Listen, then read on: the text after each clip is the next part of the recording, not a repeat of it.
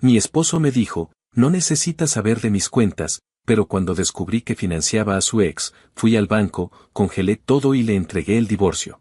Su cara cambió al ver su saldo en cero. Mi esposo siempre tuvo esta forma rara de manejar el dinero, como si fuera un secreto de estado.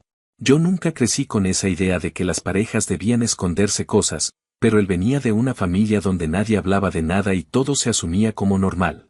Cada vez que yo intentaba acercarme al tema de las cuentas, él soltaba esa frase que ya se me quedó tatuada en la cabeza, que no necesitaba saber de sus cuentas y que él se encargaba.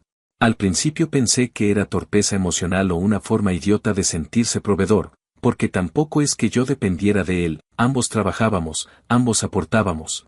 Y yo siempre creí que estábamos en un matrimonio relativamente estable.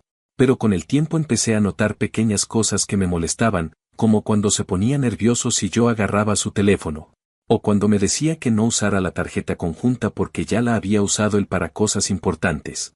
Cada comentario así me dejaba con esa punzada incómoda en el pecho, aunque yo misma me decía que estaba exagerando, que seguro era estrés y nada más. Con el paso de los meses, las señales se volvieron más difíciles de ignorar. De repente había gastos en la cuenta conjunta que él justificaba con explicaciones vagas, como reparaciones del carro que nunca veía, compras de cosas para la casa que jamás llegaban o pagos que según él eran para ayudar a un amigo que estaba pasando por un mal momento. Le creí varias veces, más por cansancio que por confianza. Pero una tarde, mientras buscaba un comprobante para mis impuestos en su correo, encontré algo que me dejó completamente helada. Había un mensaje del banco confirmando una transferencia recurrente a nombre de una mujer. El correo solo decía el nombre y el monto, nada más, pero lo suficiente para que mi corazón se fuera al carajo. No era alguien que yo conociera, así que busqué el nombre completo en redes sociales y lo primero que apareció fue el perfil de su ex. La reconocí porque alguna vez, mucho antes de casarnos, él me había mencionado que tuvieron una relación larga que terminó mal.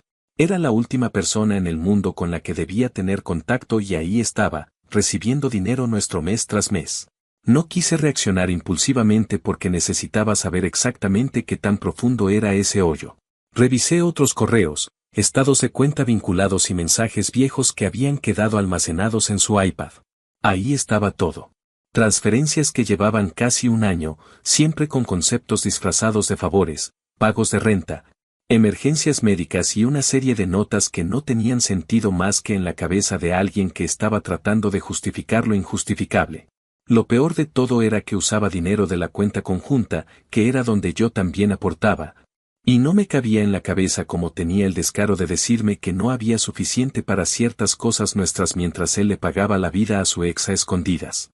Cuando lo confronté esa noche, él se ahogó en excusas. Primero fingió no saber de qué estaba hablando y luego dijo que yo estaba revisando cosas que no me correspondían. Después tuvo el descaro de decir que exageraba y que solo estaba ayudando a una persona que había sido importante para él en el pasado. Cuando le pregunté por qué no me lo había dicho, respondió que no tenía por qué pedir mi permiso para usar su dinero, como si todo eso hubiera salido de su cuenta personal y no de la conjunta. Ese fue el momento en que entendí que no se trataba solo de dinero, sino del nivel de desprecio que tenía hacia mí, hacia el matrimonio y hacia cualquier cosa que implicara honestidad. No dormí casi nada esa noche, dándole vueltas a cómo había permitido que esto creciera sin darme cuenta. Pero al día siguiente, con la mente más fría de lo que esperaba tener, fui al banco. Hablé con la gerente y le expliqué que necesitaba congelar todo acceso a la cuenta conjunta, detener cada transferencia automática y separar mis fondos de inmediato. La mujer no me preguntó casi nada, solo me dijo que podía hacerlo y lo tramitó en el momento. Saqué mi parte exacta porque no quería deberle nada a nadie, cambié claves, tarjetas, todo lo que podía dejarlo atado de manos. Supervisé cada paso como si estuviera desmontando una bomba y en cierto modo lo estaba haciendo. El resto del día fue un desfile de mensajes suyos que empezaron como preguntas confusas y se convirtieron en insultos disfrazados de preocupación. Decía que había un error con la tarjeta, que no podía entrar a la banca, que tal vez había un problema del sistema. Y yo, completamente en silencio, esperando a que él llegara al punto en el que se diera cuenta de lo que realmente estaba pasando. La llamada llegó entrada la tarde, con su voz cargada de una mezcla de furia y pánico cuando me dijo que la cuenta tenía apenas unas monedas y que quería saber qué demonios había hecho. No levanté la voz, ni lloré, ni me quebré. Solo le dije que había decidido dejar de financiar a su ex porque yo no era su patrocinadora, que ya no pensaba sostener con mi dinero una doble vida y que cuando regresara a la casa iba a encontrar algo que explicaba lo que venía. Dejé los papeles de divorcio sobre la mesa del comedor, ordenados, listos para que los viera apenas cruzara la puerta. Me senté en silencio un buen rato, escuchando el refrigerador, el tráfico, mi propia respiración. No sentí culpa ni miedo, solo esa especie de calma que llega cuando por fin haces algo que debiste haber hecho mucho antes. No sé qué viene después, pero lo único que tengo claro es que ya no pienso seguir compartiendo camino con alguien que me veía como un banco y no como su esposa. Por primera vez en mucho tiempo sentí que tenía el control de mi vida y aunque todo se estuviera cayendo, al menos lo estaba haciendo en mis propios términos. Actualización 1. Habían pasado unos días desde que dejé los papeles sobre la mesa y aunque pensé que el ambiente en la casa se sentiría tenso o vacío, en realidad lo que más se sentía era una especie de silencio incómodo. Como si las paredes estuvieran conteniendo la respiración esperando a ver qué ocurría después. Él no regresó esa noche. Solo recibí un par de mensajes cortos preguntando qué significaba todo, mensajes que ignoré porque no tenía ninguna intención de repetirle algo que ya era evidente. Me fui a dormir temprano, sin la necesidad de justificarme o de explicar nada. Ese primer sueño sin él en casa fue raro, no por tristeza ni nostalgia, sino porque por fin pude descansar sin estar escuchando en mi cabeza sus recriminaciones. Sus excusas baratas o su tono cansado cada vez que yo intentaba tener una conversación seria sobre nuestra vida. Al tercer día, la situación explotó. Había estado en casa trabajando desde la computadora mientras ordenaba cosas y separaba documentos personales cuando escuché el sonido violento de un auto frenando frente a la casa. Reconocí su manera de estacionar desde el primer instante. Entró a la casa con una energía que se notaba incluso antes de que abriera la puerta, esa forma de caminar como si la casa fuera un territorio invadido. Apenas cerró la puerta empezó a hablar, aunque realmente era más un intento de gritar y sonar convincente que una conversación. Decía que no entendía por qué había tomado decisiones tan drásticas sin hablarlo con él, como si durante todos esos meses él hubiera tenido alguna intención de hablar de algo más allá de lo que le convenía. Me acusó de haber actuado impulsivamente, de haberlo humillado por congelarle las cuentas y de poner en riesgo nuestra estabilidad financiera. Una frase que casi me hizo reír porque la estabilidad que él estaba protegiendo no era la nuestra sino la de su ex, a la que mantenía como si fuera un proyecto personal. No contesté de inmediato. Lo dejé desahogarse mientras caminaba de un lado a otro del comedor, con esa postura defensiva que adoptaba cuando sabía que estaba atrapado en su propia mentira. Cuando por fin preguntó qué pretendía con todo esto, le expliqué que lo que había hecho era exactamente lo que debía hacer, proteger mis recursos, mi paz mental y mi dignidad. No necesitaba gritarlo para que lo entendiera. Le dije con calma que las transferencias eran evidentes, que su relación con la ex no era una ayuda inocente ni un acto de caridad, y que usar dinero conjunto para sostener a alguien a mis espaldas era suficiente para disolver cualquier matrimonio. Él no respondió con remordimiento, sino con esa mezcla de arrogancia y desesperación que solo aparece cuando se les desmorona la mentira. Intentó justificarlo diciendo que ella estaba pasando por una mala situación, que no tenía a nadie más y que él solo intentaba evitar que cayera en problemas. Me dijo que yo nunca había entendido lo que significaba cerrar un ciclo correctamente y que esa mujer había sido importante para él. No pude evitar preguntarle en voz baja si también era importante suficiente como para pagarle la renta durante tantos meses mientras me hacía creer que no teníamos dinero para vacaciones, arreglos de la casa o cualquier plan a largo plazo. Esa pregunta lo dejó sin palabras por un segundo, lo cual fue probablemente lo más cercano que estuve a ver una admisión de culpa. Después de un rato se fue casi tan abruptamente como llegó, llevándose solo una mochila con ropa. No intentó negociar ni disculparse. Simplemente se largó. Asumí que estaba buscando un lugar donde quedarse, algo temporal mientras intentaba digerir lo que había ocurrido. Esa noche me quedé sentada en la cocina larga rato, no por tristeza sino porque necesitaba poner en orden mis pensamientos antes de continuar con lo que ya había empezado. Llamé a la abogada para confirmar los pasos siguientes y me explicó cómo iniciaría oficialmente el proceso, qué documentos se presentarían y qué podía esperar durante las semanas siguientes. Sentí una mezcla extraña de alivio y cansancio mientras escuchaba su voz, como si finalmente se estuviera abriendo una puerta que llevaba demasiado tiempo trabada. Al pasar los días, empezaron a llegarme pequeñas piezas de información que completaron la historia que él creyó que nunca descubriría. Un compañero suyo del trabajo, con quien yo tenía trato cordial desde hace años, me mandó un mensaje diciéndome que lamentaba lo que estaba pasando y que esperaba que estuviera bien. No le conté detalles, pero bastó con decirle que ya sabía todo para que él me dijera que tenía tiempo queriendo decirme algo, aunque no sabía si era su lugar.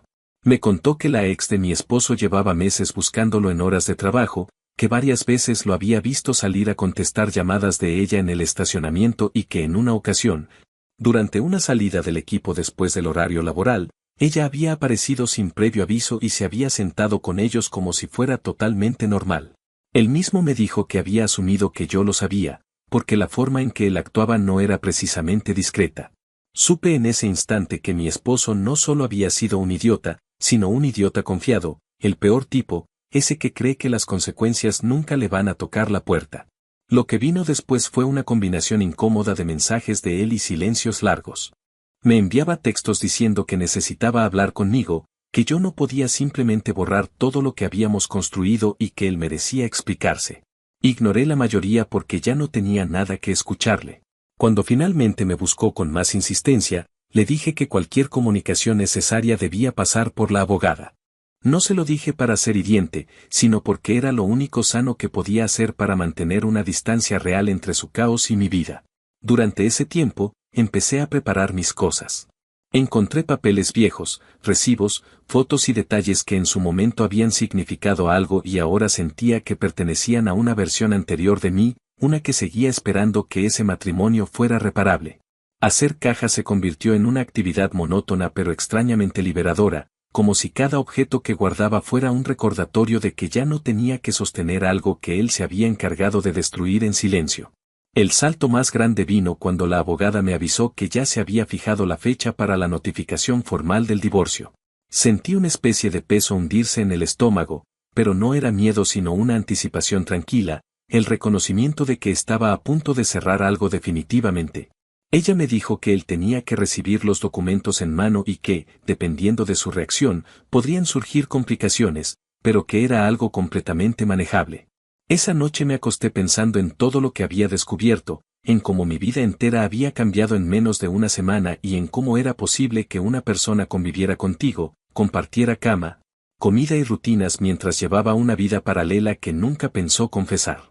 Para cuando cerré los ojos, entendí que la actualización más grande de mi vida no era el divorcio en sí, sino la manera en que por primera vez me permití estar completamente sola sin sentirme perdida.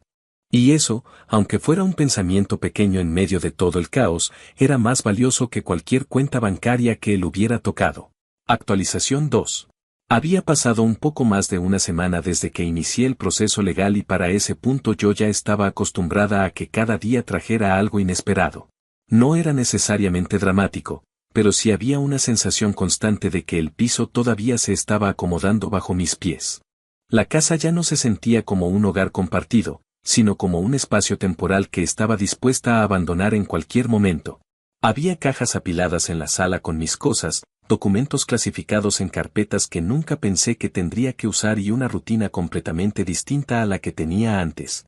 En medio de todo eso, comencé a notar que él se había vuelto más silencioso. No aparecía en la casa sin previo aviso como esos primeros días, pero me mandaba mensajes cargados de un tono raro. Una mezcla entre la exigencia de quien se siente con derechos y la insistencia de quien está desesperado por no perderlo todo. Yo ya no respondía, excepto cuando la abogada me pedía que confirmara algún dato o que reenviara algo importante. El salto más significativo ocurrió cuando una tarde recibí un mensaje de una cuenta que no reconocía. Era un mensaje largo, escrito con ese tono pasivo-agresivo de alguien que se siente con autoridad moral aunque no la tenga. Tardé un par de segundos en entender quién era y cuando finalmente identifiqué el nombre en el perfil, me quedé mirándolo como si fuera un mal chiste. Era la ex de mi esposo, esa misma mujer que había recibido dinero nuestro durante meses. El hecho de que me escribiera directamente ya decía mucho, pero lo que realmente me sorprendió fue la manera en que pretendía posicionarse como la víctima absoluta de la situación. Me escribió diciendo que yo había arruinado su estabilidad emocional y económica, que mi esposo le había prometido cosas que formaban parte de un plan conjunto para su futuro y que yo, con mi egoísmo, Había interferido en algo que no entendía. Incluso se atrevió a decir que yo debía haber dejado que él se alejara de mí, como si nuestro matrimonio hubiera sido un obstáculo en el camino de la relación que ellos dos supuestamente compartían. Lo leí todo despacio, no porque me doliera o me afectara, sino porque tenía que asegurarme de estar entendiendo bien la magnitud del descaro. Esa mujer hablaba como si yo hubiera estropeado una relación legítima y no un engaño que mi esposo había alimentado con dinero y mentiras a mis espaldas.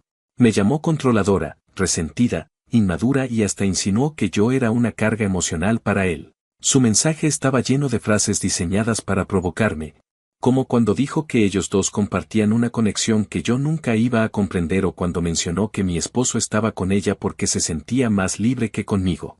Cerré la conversación sin contestar porque cualquier respuesta habría sido un desperdicio de energía. No valía la pena aclararle nada a alguien que vivía en una narrativa tan conveniente. Sin embargo, lo que ocurrió después dejó todo claro. Un par de días más tarde, mi esposo me mandó un mensaje corto diciendo que necesitaba hablar conmigo con urgencia. Lo ignoré y seguí con mi día, pero por la tarde el teléfono volvió a sonar, esta vez varias veces seguidas. Cuando finalmente contesté, su voz sonaba diferente, como si le hubieran quitado el aire del pecho. Intentó sonar calmado pero no podía ocultar el temblor en cada frase. Me dijo que necesitaba explicarme algo que había descubierto, algo que no podía esperar. Le recordé que cualquier conversación relacionada con el divorcio debía pasar por la abogada, pero él insistió en que esto no tenía que ver con eso. Aún así, no caí en el juego. No tenía ninguna obligación de escucharlo, así que le dije que escribir era suficiente si tanto le urgía decir algo. Lo que mandó después fue una cadena de mensajes desordenados, como si estuviera tratando de acomodar su historia mientras la escribía. Decía que la ex le había confesado algo que lo dejó en shock, que necesitaba que yo supiera la verdad porque había cosas que se habían salido de control. Entre las frases sueltas logré entender que la ex estaba embarazada y que él había asumido que el bebé era suyo, pero al parecer esa suposición nunca tuvo sustento. Según él, la ex le había revelado que llevaba tiempo saliendo con otro hombre y que el embarazo no tenía nada que ver con él. Dijo que ella había estado usándolo, que le pidió dinero porque necesitaba estabilidad antes de contarle la verdad al padre real, y que lo mantuvo en un estado constante de culpa para que siguiera enviándole dinero. Leer eso no me generó ninguna sorpresa. Me generó algo más parecido a un reconocimiento instantáneo de lo obvio. Él había decidido meterse en ese problema solo, había elegido creerle a alguien con un historial turbio. Había hecho transferencias sin verificar nada y había sostenido su versión de víctima hasta que la realidad le explotó en la cara. Era irónico verlo ahora tratando de reescribir su papel en la historia, como si él también hubiera sido manipulado sin tener voluntad propia. Aún así, lo más impactante no fue la revelación, sino el tono que adoptó después. Empezó a escribirme como si quisiera despertar mi compasión, diciendo que se sentía traicionado, confundido y avergonzado. Mencionó que había sido un error, que nunca tuvo la intención de lastimarme y que ahora se daba cuenta de todo lo que estaba perdiendo. Lo más absurdo fue cuando dijo que necesitaba mi apoyo, como si después de todo lo que había pasado yo fuera la persona indicada para consolarlo. Guardé todos esos mensajes y los reenvié a mi abogada porque sabía que podían ser útiles más adelante. Ella me llamó para decirme que debía mantener distancia, que era común que personas como él intentaran manipular a la pareja cuando no conseguían controlar la situación. Me explicó que esa súbita actitud arrepentida no significaba un cambio real, sino una respuesta al derrumbe de sus planes. Sus palabras no me sorprendieron, pero sí me dieron la tranquilidad de saber que no estaba exagerando ni leyendo las cosas de manera equivocada. Tal como yo sospechaba, él estaba reaccionando a la consecuencia, no al daño que había causado. En los días siguientes, la ex desapareció por completo. Eliminó sus redes sociales o me bloqueó, no lo sé, y ya no supe nada más de ella. Mi esposo dejó de insistir con la misma fuerza, aunque seguía enviando mensajes esporádicos donde intentaba generar lástima o insinuar que todavía se podía salvar algo, como si no comprendiera que el punto de no retorno ya había pasado mucho tiempo atrás. Mientras él se hundía en su propio enredo, yo comencé a sentir una calma distinta.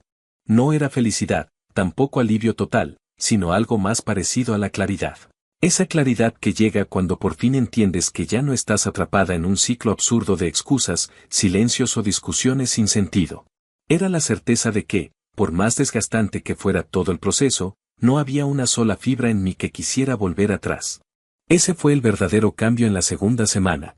No la revelación del embarazo ni el caos de su historia, sino la sensación de que, por primera vez en mucho tiempo, ya no había partes de la historia que yo necesitara entender para seguir adelante. Todo lo que necesitaba saber estaba frente a mí desde hacía mucho, solo que yo misma había evitado verlo. Ahora que estaba todo expuesto, no quedaba nada más que avanzar con la misma decisión con la que había iniciado todo. Y aunque el camino todavía estaba lleno de trámites, documentos y conversaciones legales, también estaba lleno de una especie de silencio que ya no pesaba. Era un silencio nuevo, uno que no estaba lleno de dudas, sino de espacio. Y ese espacio, aunque todavía no sabía en qué lo iba a convertir, ya era mío. Actualización final. Habían pasado varias semanas desde la última vez que tuve algún tipo de contacto indirecto con mi esposo y, para ese momento, el proceso de divorcio ya no se sentía como un torbellino emocional sino como una serie de pasos concretos que iba marcando uno tras otro. La abogada me había guiado a través de todo con una paciencia que yo misma no sabía que necesitaba, y gracias a eso pude atravesar cada etapa sin sentir que me perdía en los detalles legales. A esas alturas, la mayor parte del papeleo estaba casi listo y solo faltaban firmas y confirmaciones finales. La casa, que alguna vez había sido un espacio compartido lleno de rutinas que nunca cuestioné, ya estaba desmantelada emocionalmente, como si cada cuarto se hubiera ido vaciando del peso que alguna vez cargó sin que yo lo notara. Estaba en el proceso de mudarme a un departamento pequeño, temporal pero mío, y la simple idea de cruzar un umbral que no tuviera absolutamente nada que ver con él me daba una sensación extraña de alivio mezclado con una calma que no había sentido desde hacía mucho. Cuando pensaba que lo peor ya había pasado y que lo único que quedaba era cerrar el capítulo legal, ocurrió algo que me devolvió a una realidad incómoda, pero que también confirmó que había tomado todas las decisiones correctas. Un día recibí una llamada inesperada del banco. Era la misma gerente que me había ayudado a congelar la cuenta conjunta unas semanas antes. Su tono era más formal que la primera vez, como si estuviera obligada a transmitir la información de una manera estructurada para que quedara constancia del aviso. Me explicó que se había intentado abrir una cuenta nueva utilizando información personal que correspondía a mí, pero que los sistemas internos del banco habían alertado la solicitud debido a un bloqueo previo marcado como protección ante un posible uso indebido de identidad. Le pedí que me explicara con más detalle y, aunque no podía dar nombres de manera explícita, la insinuación era clara. El intento había venido de alguien que tenía acceso anterior a mis datos y, en ese punto, solo existía una persona que encajaba perfectamente en esa descripción. La gerente me dijo que no había motivo para alarmarme porque el intento no había prosperado, pero que era importante que actualizara algunas configuraciones de seguridad adicionales y que tomara medidas externas por si acaso. Agradecí el aviso y colgué, no sorprendida, sino más bien confirmando algo que había empezado a sospechar desde que él comenzó a escribir mensajes con ese tono ofendido disfrazado de vulnerabilidad. Mi esposo no podía soportar que yo hubiera cortado de raíz la fuente de dinero que usaba sin consecuencias, y ese comportamiento no iba a desaparecer solo porque el divorcio lo arrinconaba. Estaba acostumbrado a tener el control sobre la narrativa y sobre la forma en que se movía el dinero a su alrededor, así que el hecho de que yo hubiera tomado control total de mis cuentas, congelado la conjunta y separado todo lo mío debía haber sido un golpe directo a su ego.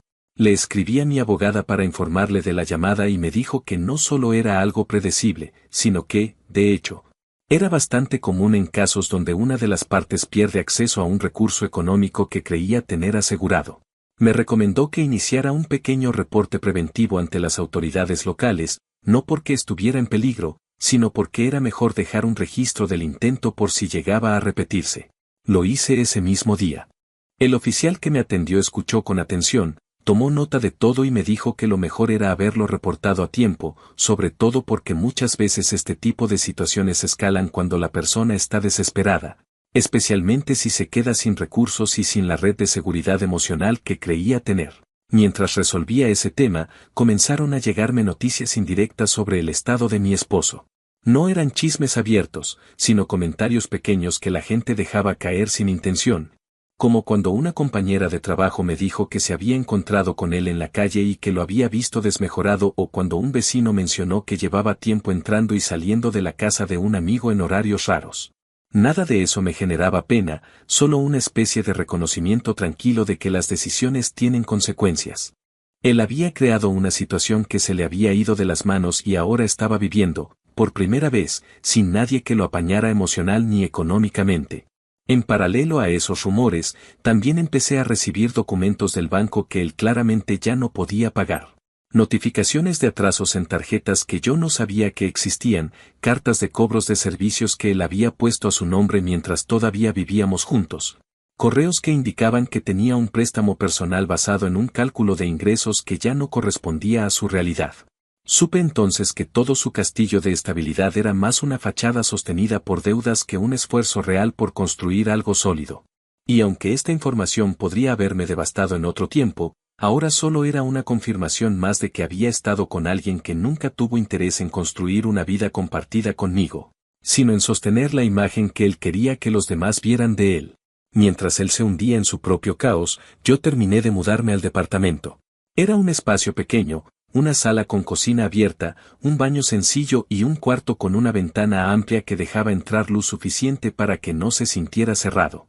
No era un lugar de lujo ni tenía detalles especiales, pero representaba algo que no había tenido en años, un espacio donde cada objeto estaba ahí porque yo lo decidía, no porque tenía que negociar la presencia de alguien más.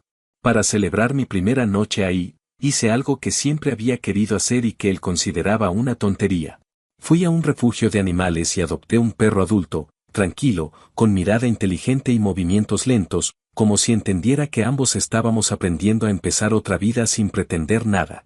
Ese perro se convirtió en una de las mejores decisiones que tomé en todo ese proceso, porque llenó el departamento con una presencia cálida que no me exigía explicaciones ni favores emocionales. Los días siguientes fueron una mezcla de rutinas nuevas, trámites finales del divorcio y momentos largos de silencio que ya no me incomodaban. Por primera vez en mucho tiempo, tenía espacio para pensar sin sentir que caminaba en círculos. Me sorprendió descubrir que no extrañaba nada de lo que había dejado atrás. No extrañaba su presencia, ni su voz, ni la forma en que llenaba la casa con ese aire de superioridad silenciosa que yo interpreté durante años como estabilidad. Tampoco extrañaba la sensación de estar justificando constantemente mis dudas o mis intuiciones para no causar una pelea. A medida que más días pasaban, más evidente se volvía que la verdadera paz había comenzado el día en que decidí desconectarme emocional y económicamente de él. Cuando finalmente recibí el último documento que ponía punto final al divorcio, me sorprendió la ausencia total de emoción dramática. No hubo lágrimas ni euforia. Solo una sensación profunda de cierre, como cuando por fin terminas de limpiar un cuarto que llevaba años acumulando polvo y puedes abrir la puerta sin sentir que te ahoga. No pensé en él al recibirlo. Pensé en mí. En cómo había llegado hasta ese punto, en cuanto había tenido que aprender y en lo diferente que se veía ahora mi vida desde el lugar donde estaba parada. Al final, entendí que la venganza no había sido congelar cuentas, ni dejarlo sin acceso al dinero, ni desmantelar la vida paralela que escondía. La verdadera venganza fue recuperar la vida que había entregado en cuotas pequeñas a lo largo de los años, hasta que ya casi no quedaba nada que me perteneciera realmente. Él quedó hundido en sus propias decisiones, sin poder culpar a nadie más, y yo, lejos de él, reconstruí algo que no se siente como una vida nueva, sino como la vida que debía haber tenido desde el principio. Y esa realidad, tan simple y tan contundente, fue mucho más efectiva que cualquier castigo económico o legal que pudiera haber enfrentado.